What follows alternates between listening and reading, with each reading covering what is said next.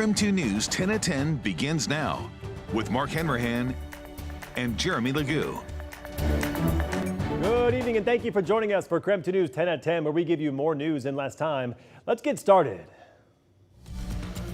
The Northern Lights are out and a lot of viewers are sending us some stunning pictures of the aurora tonight. If you have some of your own pictures you'd like to share, just text them our way to 509-448-2000 and we'll try to get them on the air tonight. All right, let's get over to Chief Meteorologist Jeremy Legoo, who has more on the aurora tonight. Jeremy? Mark, it is going off as we speak. We're just outside in the KREM parking lot. The KREM parking lot has more lights than the Spokane One Stadium football field. Seriously. And we could see them. That's how crazy it is. I was hoping we could see them here on the view north, but our camera just doesn't have the right thing going on. But here you go. It looks like our solar storm stays strongest through the next hour, but even as it dies down, let's say that 5 to 8 a.m. window is where we peaked, I would still be talking about it. 7 is still plenty enough to go, wow, this is incredible. So head out. It looks like clear skies are cooperating with all of us. I think we hang on to them for another couple of hours. This is best case scenario. Clouds will eventually move in later on tonight. It'll be a great excuse to come back inside, but get ready. It's a little bit chilly. Tomorrow morning winds up almost identical to what we woke up to this morning. Tomorrow afternoon, once again, almost identical with a mix of clouds and sun. We're talking a beautiful weekend. We'll dive into that a little later on. All right, we'll talk to you then, Jeremy. Thank you very much. In other news tonight, the Spokane Police Department is hiring 2 new DUI officers after seeing an increase in deadly crashes across town. KREM 2's Connor McAvoy joining us live in the newsroom tonight with more. Connor?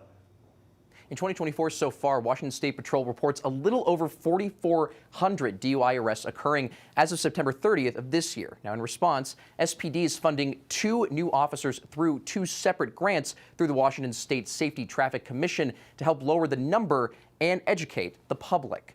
Now, the first grant is for a full-time DUI officer. According to SPD, these officers work in the evenings specifically for DUI enforcement. The department started having full-time DUI officers on staff since 2016.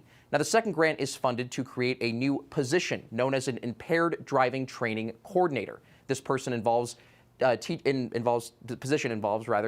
courses on impaired driving detection, certification for SPD officers, and will also be able to educate different community groups such as first responders and schools. This officer will also be assigned to Spokane County Municipal DUI Therapeutic Court and will be available to respond to both fatal and serious injury car crashes.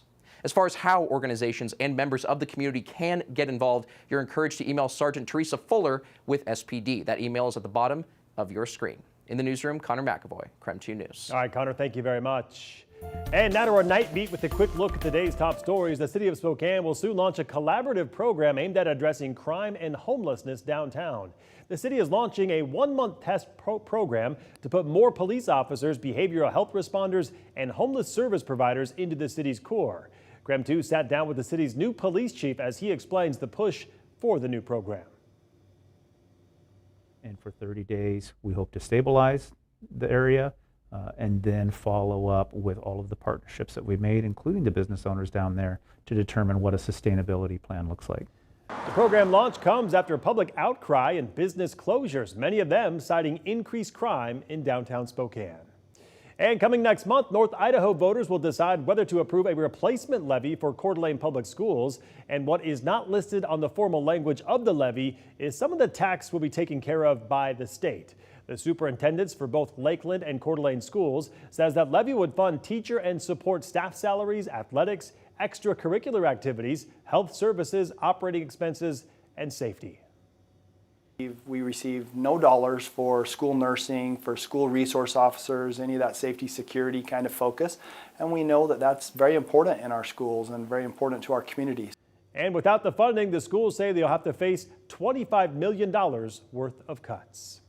Tonight, an Idaho man behind bars accused of trying to kill his father. It happened at an apartment in Moscow, Idaho. According to the Moscow Police Department, officers responded to a call last night where they found the victim, 73-year-old Joseph Thompson, stabbed multiple times. He had managed to hold down his 35-year-old son, Dylan Thompson, until police arrived. Police arrested the suspect and took the victim to the hospital. He is currently in stable condition tonight. The suspect has been charged with attempted murder. And that was your Night Beat. To learn more about any of these stories, just head to our website. That's KREM.com. Up to $1.5 billion a month. That's how much revenue a University of Portland professor says Boeing will lose each month as the machinist strike continues. That cash losses have resulted in the company's stock price falling around 8% over the last month. S&P Global announced it could downgrade Boeing's credit rating, and that could mean future loss of revenue as well if the company has to borrow at a higher rate. It doesn't really end there. Their suppliers are taking a hit too. What we call a multiplier effect that will ripple right through the economy and Washington's economy as well. As far as the strike, machinists still want a 40% wage increase, among other things. Boeing has withdrawn its 30% increase offer. There is still no date set on when negotiations could resume. The Seattle Seahawks were in action tonight on Thursday Night Football, hosting the rival San Francisco 49ers. KREM 2's Andrew Quinn joins us with the highlights of tonight's game. Andrew? Yeah, Mark, the Hawks looking to stave off a 3-game losing streak and hoping to run the ball a little bit more effectively tonight. Picked this game up in the first quarter. The Hawks already down 3-0. Brock Purdy is going to hit Deebo Samuel, and Julian Love whiffs on the tackle right here. Deebo takes it 76 yards to the crib to make it 10-0 Niners. San Francisco led 16-3 at the half.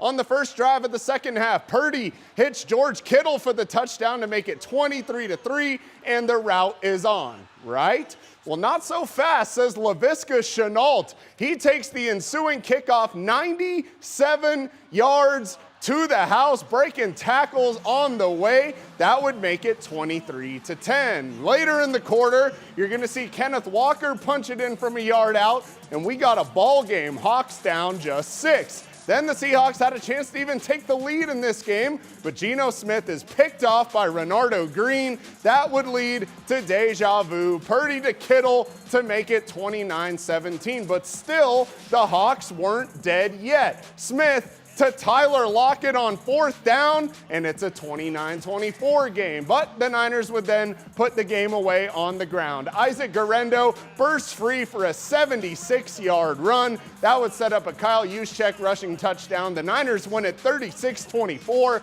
and the Seahawks have lost 3 games in a row. It stings to have lost 3 in a row. This to lose against your division rival at home in prime time. Such a great environment. We're not playing well enough to beat the team we need to be. So the message to the team is we have the people in the building, our players, our coaches, to become a really good football team. And right now we're coming up short. We're just not doing the things that good football teams do to win football games. We didn't control the ball, didn't control the clock, turned the ball over, had penalties. You know, all the things that we talk about every week, you know. Like I said, man, when you play against good teams, well-coached teams, you can't shoot yourself in the foot. And, you know, those are the things that we're doing right now. The Hawks will look to bounce back next Sunday in Atlanta against Kirk O'Chains and the Atlanta Falcons. Kickoff of that game is set for 10 a.m., and you can catch that game on Fox. We'll have more sports coming up in just a bit. Mark? Andrew, thank you very much. And that was your KREM 2 News 10 at 10, where you get more news in less time.